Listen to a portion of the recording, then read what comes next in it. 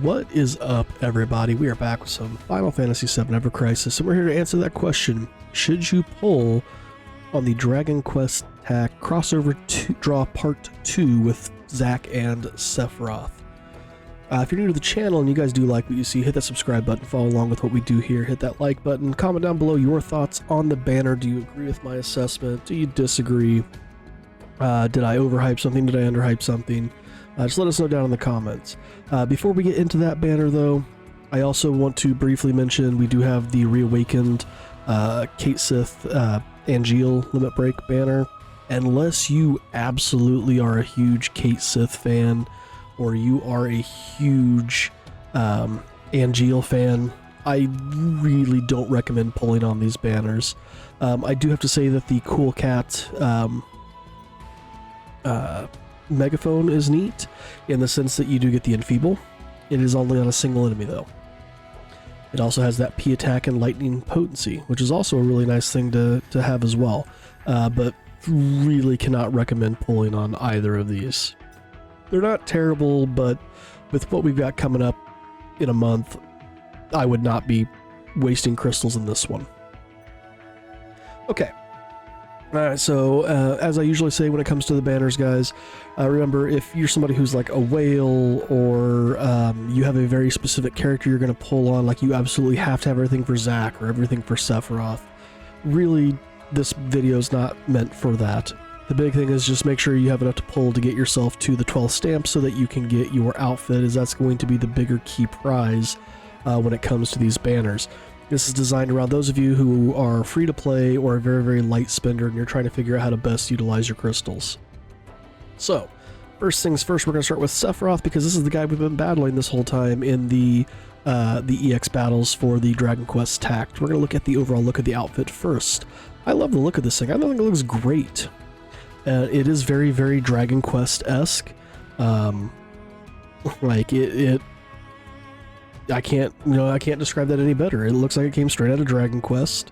I love the overall look here. Like I said, I know some people aren't as keen with some parts of this, but again, it matches the overall aesthetic of Dragon Quest. You got the fur-lined cloak here, the leather on the back, the red with the black and gold trim looks absolutely amazing. The sword looks really cool. Looks like a demon with the... That's kind of what it looks like to me. It looks like a demon with a sword shooting out of its mouth. That's how I see it. It looks like the bottom jaw right there, the top part of the mouth, horn coming off the back of the head. That's what it looks like to me. The sheath looks absolutely amazing. This cool little gold chain. Yeah, overall, I think this looks really, really good. Got the little elf ears coming off here as well. I love the overall look of this thing. So let's get into the stats. Alright, so we have the outfit, the Banesword style, boost M attack by 15, and Master of Monster Kind, so this is basically a magic lightning arcanum HP plus. I mentioned this when I first saw the update drop in that update video. I think we're beyond this, especially when you compare it back to Clouds, where it's lightning potency along with that lightning arcanum. We have enough stats high enough now with our weapons that the armors should not be coming with boost magic attack, boost P attack, or honestly even boost HP, unless it's going to be doubled up with other things, which we'll see with some other outfits. This should have been a boost lightning potency, 100%. This automatically, in my opinion, makes it much weaker than Cloud's outfit. If we look at the Pandemonic Sword, the Pandemonic Sword itself is going to be boosting M attack and lightning potency, which again, part of the reason I say we don't need the M attack on the outfit. Going to be giving yourself M attack boost 1 in the first 2 S ability slots, triangle boost 1 in the 3rd slot. So again, Lucia is still the only person right now who has a boost 2 when it comes to sigils. So what's this weapon do? It is an AoE magic lightning. Does at base 5-star 430% magic lightning damage to all enemies. Has an HP threshold of 70%. When your HP is 70% or more, you're doing 1.2 times the damage. So if your HP is at 70% or more, in this case, you're going to be doing what? So times 2, oh, this is hurting my head. It shouldn't be hurting my head, so 860. So what, 516? Am I mathing right? Times 1.2, 516, yes. Should be doing 516 damage to all enemies when your HP is 70% or more. You're going to be lowering down the P attack of all those enemies low to mid for 20 seconds. And again, HP is 70% or more. You're going to be raising everybody's M attack low to mid for 20 seconds. It's not terrible. As we go up to OB1, we've now jumped up to 520%. So now I'm tired of mathing in my head here, 624. Lightning damage to all enemies when you're at that 70% or more. Still low to mid on your P attack, decreased to all enemies 25 seconds now, so it's gone up 5 seconds. Also, the M attack increase has gone up 5 seconds, also staying low to mid, again at that 70% threshold. You're getting a boost of 32 to M attack. So again, we're going to assume you're main-handing this weapon because I don't know why you wouldn't be. So with main-handing at 32 points, you're going to be getting 20% to your magic attack.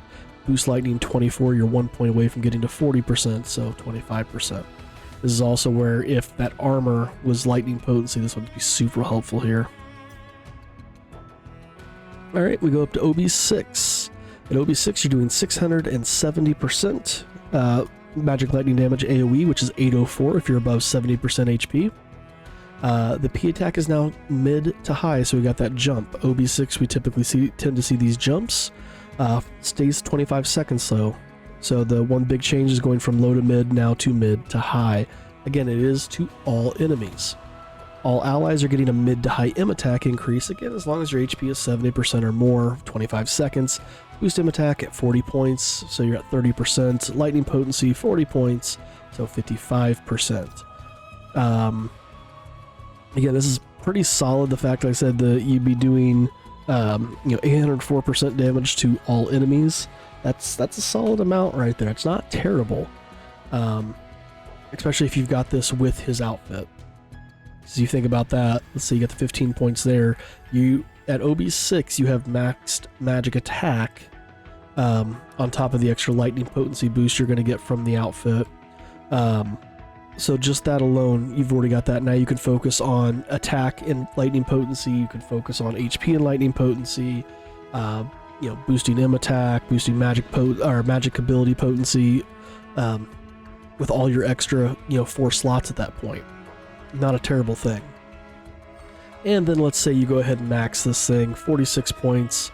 Sorry, jumping ahead here. 800% magic lightning damage to all. 960% lightning damage to all enemies if you're above 50%. So we've actually had a drop here. This is dropped from 70 to 50. 70 to 50. I don't mind this. I'm fine with that because the potency hasn't changed here or here. The HP threshold has changed, which I'm fine with. I don't see an issue with that, even with it being a limited weapon. So 50% or more, so you have a wider berth to get that extra damage now. P attack is going to be mid to high still for 30 seconds, and then HP here is also dropped to 50%. Your magic attack is going to increase mid to high for 30 seconds. Boost magic attack is at 46 points, so you're at 40%. You're 9 points away from having it here. That's not terrible. I wouldn't even waste the magic attack at that point. I'd be putting it into something like attack or magic ability potency instead. But again, if you do have the outfit, that's going to put you to 61, so you're well over. Lightning potency, 56 points. You have that 85% here. You're just what? So 56, you're 9 points shy of being at 100%. That's going to be real easy to get, and then you can straight focus everything else on the other abilities I've talked about, such as attack or magic ability potency or boost magic to all. This is also why I was saying if his outfit was boost lightning ability damage with that 15 points, you're set. You've got everything you need here. You're good to go. And actually, you'd be at what, 71? So honestly, you're close to getting 110, but I wouldn't waste my points in that. I would use those 4 slots to fill my other needs. So, not terrible. And again, like I said, the fact that you're doing that 960% magic AoE, that's a solid hit. But like I said, I really wish this would have been boost lightning potency instead of magic attack. Moving on to Zack. So again, take a look at the outfit. This looks awesome. So we have the Zenithian armor instead of the Erdrick armor that Cloud had. Cloud with the Erdrick armor calls back to Dragon Quest 1 through 3. The Zenithian armor is Dragon Quest 4 through 6. I think this looks awesome. The Zenithian armor always has to kind of with the dragon people. So you got the dragon scales all over. You got these dragon wings at the top here on these pauldrons, I think. You got the dragon scales back here. That silver with the green and gold looks absolutely awesome. You've got the scales on the handle here, got the wings on the back with the dragon head on the front of the sword. Like, this looks really good. Got the crown on top as well, the Zenithian crown. I like the look of this. This, again, it's a really well-designed armor. I like this. They did a good job with it. But it's not just about the looks. Let's look at the stats. So the Zenithian armor, physical magic ward, physical magic defense plus 20%. Okay, not terrible. Gives him some survivability. Zenithian blessing, this is going to be a fire arcanum HP plus. So doing fire ability damage, this is a physical armor. So what about the weapon? The weapon is going to be doing 600 physical fire damage to a single enemy, and it's going to be doing fire weakness to 20%. So fire weakness, for those of you who don't remember what this is about, or if you're new and you don't know what this is, basically it's going to make any enemy that is not already weak to fire or resistant to fire, weak to fire with an extra 20% penalty against them. So you're going to be doing an extra 20% fire damage to that enemy. But like I said, it cannot be applied to a target that is already weak or resistant to fire. So you can't take this into an Ifrit. You can't take this into Shiva. It's going to last for 30 seconds. It's also going to be increasing MDEF of all allies low to mid for 20 seconds. We're going to be boosting P attack and fire potency, P attack boost 1, P attack boost 1, cross sigil boost 1. Alright, so what if you get this thing up to OB1? 720% physical fire damage, single enemy, solid hit. Fire weakness again, staying at that 20% for your apply element. It's going to be lasting for 40 seconds, so got an extra 10 seconds added in here. MDEF is going to stay low to mid for 25 seconds, so we have that increase of 5 seconds. P attack has gone up to 32 points, so you're at that 20% break. Again, you're going to be main-handing this thing, let's be honest, you're not off-handing this. So you can, again, 32 points there is going to put you at that 20%. Fire potency at 24 is going to put you 1 point shy of 40%. Alright, you get it up to OB6, 940%, really strong stat. That fire weakness has jumped up to 30%, so you're doing an extra 10% fire damage to those enemies. And it's going to last for 50 seconds, so again, that's gone up 10 seconds. That's a fairly long time, especially considering you're going to be just constantly casting this. So it's probably not going to fall off. MDEF is going to increase mid to high, so we got that jump again for all allies for 25 seconds. Boost P attack is at 40 points, so you're at 30%. Boost fire ability potency is at 40 points, so now you're at 55%. And then finally, if you do take this up to OB10, 1,120 physical fire damage. The fire weakness stays at 30%. It's going to last for a full minute now. Again, the MDEF is going to be mid to high. That doesn't change. It's going to last for 30 seconds, so you get that extra 5 seconds. So again, neither of these two are ever going to fall off because you're going to be casting this over and over and over. P attack is at 46 points, so again, you're 9 points away from that max level 7, which honestly is not a deal breaker. Put into attack, put into physical ability potency, boost P attack, all allies, things like that. You're going to come up with the extra spots you need, and that 10% loss isn't going to be that big. Fire potency is at 56 points, so again, you're 9 points away from that fire ability damage being 100%. Okay, so keeping that in mind, I know I went through this a little bit faster this time. And there might be a reason for that. I feel like I'm a little bit biased towards this banner because at first glance, I don't really like this banner. I don't think it's absolutely amazing. I feel like the Cloud Aerith banner is stronger than it, which is weird because typically I feel like the last banner, which I'm assuming this is our last banner for the Dragon Quest. Usually the last banner is like the strongest, or they try to bleed out crystals on the first one so you don't have enough to get to the second one. And I just don't feel like the second one is as strong. I don't know, that's me. But I also use Cloud and Aerith a lot more than I use Zack and Sephiroth, so maybe that's partially it too. Another thing is I'm not a fan of the apply weakness. I don't like this ability. Not because it's a bad ability, it's not, it's a great ability. The problem is for me it makes it to where I just use one team. Outside of it's somebody who's already weak to fire, or, which again I can still use this weapon anyway because it does a solid amount of damage, or somebody who is resistant to fire. Outside of those two scenarios, I'm probably not going to use this, that build, but for everything else I could. I don't like that. I like being able to use different party members in different situations. That's what makes the game fun. For me at least.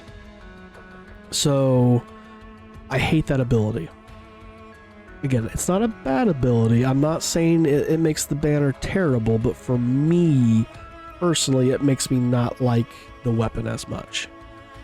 Even though, yeah, like I said, I don't have to use it for that purpose, and I get that. Then it's just a wasted ability in that weapon. Don't forget, you still do have Lucia's Aldebaran here as well, which is a really good ultimate weapon for her. So then, do you pull on the banner? For me, it's a pass. Again, it's not a bad banner. Let me be very, very clear about that. There's nothing wrong with this. It's not a terrible banner. These are not terrible armors or terrible weapons. There are some spots that I thought they could be improved on. Like I said, Sephiroth, I really wish instead of having the boost magic attack for the armor, had the boost lightning potency like Cloud's armor. For Zack's, I don't know if I would like to have seen fire potency here or the physical magic ward. I don't mind the physical magic ward, honestly.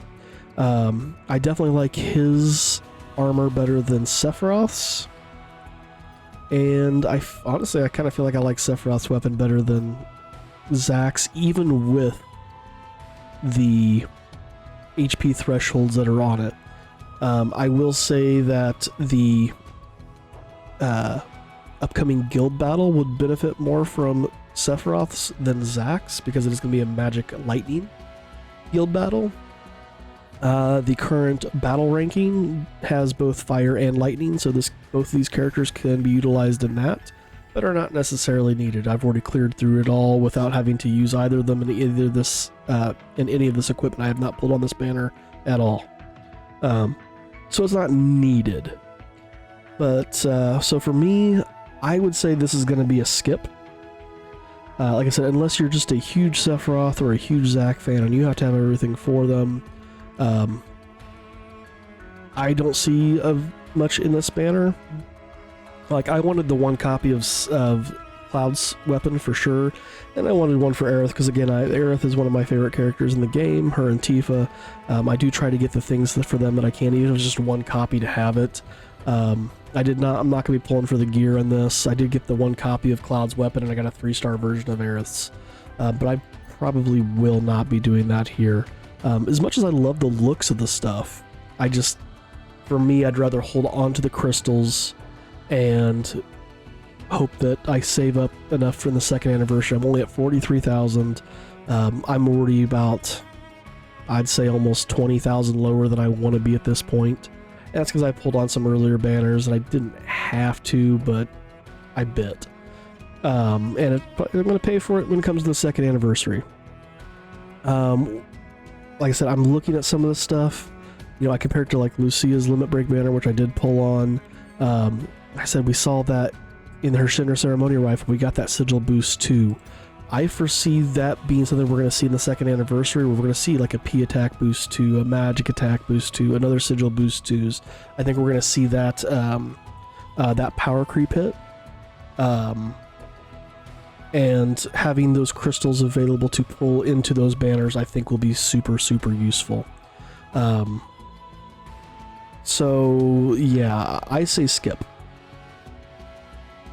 But again, let me know down in the comments what you think. Like I said, this is not a terrible banner in the least.